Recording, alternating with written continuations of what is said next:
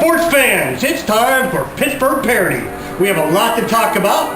We got a post-draft analysis, but we'll get to that. Let's talk about this first. How about them Penguins? Second round, baby. Woo! And they're playing the Washington Capitals. Let's make them the Handicaps. Woo! What else is going on in sports? Brett Favre's talking about coming back again. Come on, Brett. Of course, the Jets could probably use you. Remember the Jets stands for? If you're not in New York, it stands for just entire team sucks. And how about them Yankees? Yankees are playing mediocre. Off and on, off and on, off and on.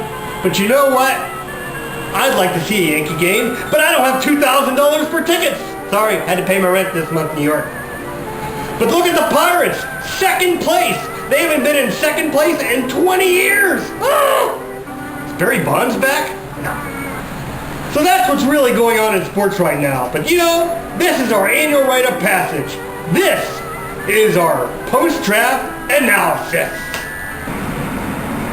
Okay, sports fans, it's time for that annual rite of passage, picking on the guys who have the worst names in the 2009 NFL Draft. And if you're one of those boys watching this, don't get upset. No harm, no foul. I didn't give you your name. Blame your mommy. The number one name picked in the draft this year were the Browns. Donald, Aaron, Colin, Everett, Cody, and Freddie. You like boxing? Here's Tyson, and Evander, and Lewis for you old-timers. How about an all-initial team? We got a BJ, a TJ, a DJ, an EJ, and even an AQ. How about animals? Here's a bird for you, or a bear. And here's some other names for you to ponder. Need a cup of coffee? Look, the Titans picked a ringer. This man is null, but not void. And in favor of the late, great Mr. Cope, here's Myron. Not to be confused with Julio, here's Joaquin Iglesias. And our local politician, Sen Derek, as in Senator Derek, Marks. And how about a hail to the French, Ricky Jean-Francois? Now every year there's a few names that are really hard to pronounce, and they get the Vanna I Need a Consonant Award. Ray Malaluga, Muhammad Massaquoi, Fili Moaloa, Kaluka Mayavava, Al Apalava, and Fui Bakapuna.